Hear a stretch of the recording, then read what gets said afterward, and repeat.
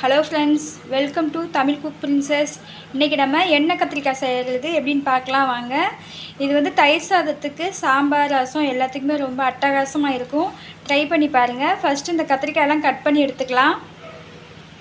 இங்கே பாருங்கள், நான் காம்போடையே கட் பண்ணி எடுத்திருக்கேன். இந்த மாதிரி எடுத்தால் கட் பண்ணி எடுத்துக்கிட்டோம்னா நல்லாயிருக்கும். நம்ம காம்பு எடுக்க தேவையில்லை எண்ணெய் கத்திரிக்காவுக்கு. இப்போ குழம்புனா நம்ம காம்பு எடுத்துக்கலாம். இது காம்போடையே நம்ம போட்டுக்கலாம்.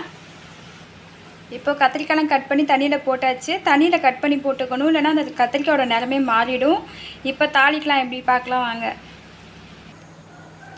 இப்போது நல்லெண்ணெய் ஊற்றிக்கலாம் தேவையான அளவு. நமக்கு எண்ணெய் கத்திரிக்காய்க்கு கொஞ்சம் அதிகமாக தான் எண்ணெய் ஊற்றிக்கணும், ஏன்னா நமக்கு அந்த எண்ணெயிலே கத்திரிக்காய் வெந்து வரணும், தண்ணி ஊற்றக்கூடாது. சோம்பு போட்டுக்கலாம்.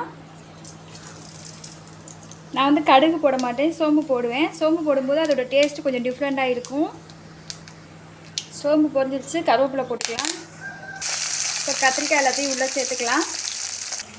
ஒரு பக்கம் சூடான ஆவி பறக்க சாதம் ரெடியாக இருக்குது. கொஞ்சம் மஞ்சத்தூள் சேர்த்துக்கலாம். அதிகமாக போட்டாதீங்க, லைட்டாக போடுங்க. அரை ஸ்பூன் உப்பு போட்டுக்கலாம். உப்பு பார்த்துட்டு போட்டுக்கோங்க. கிளறி விட்டுக்கலாம். இப்போ மூடி போட்டுக்கலாம். ஒரு 10 நிமிஷம் சிம்மில் வச்சிடலாம். அதிகமாக வச்சா எண்ணெயிலே கருகிடும். சிம்மிலே வேகட்டும். ஒரு 10 நிமிஷம் வெயிட் பண்ணுவோம். மிளகாத்தூள்லாம் நம்ம லாஸ்ட்டாக தான் போடணும். இப்போதைக்கு உப்பு மஞ்சத்தூள் மட்டும் போட்டிருக்கோம். நல்லா வேகட்டும். இப்போ பாருங்கள், 3/4 நல்லா கத்திரிக்காய் வெந்து வந்திருக்கு. இந்த டைமில் வந்துட்டு லைட்டாக மிளகாத்தூள் ஒரு அரை ஸ்பூன் சேர்த்துக்கலாம். அதிகமாக சேர்த்தா குழந்தைங்க சாப்பிட மாட்டாங்க. நம்ம ஒரு அரை ஸ்பூன் சேர்த்துப்போம்.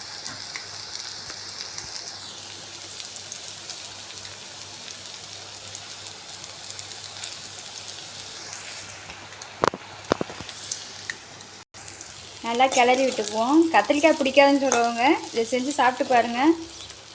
அவங்க கேட்டுக்கிட்டே இருப்பாங்க. நம்ம கத்திரிக்காய் நல்லா வெந்து வந்துருச்சு.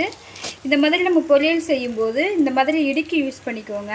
அதுதான் நமக்கு கைக்கு வந்துட்டு நமக்கு சூடு வராமல் இருக்கும். இது கொஞ்சம் யூஸ்ஃபுல்லாக இருக்கும்.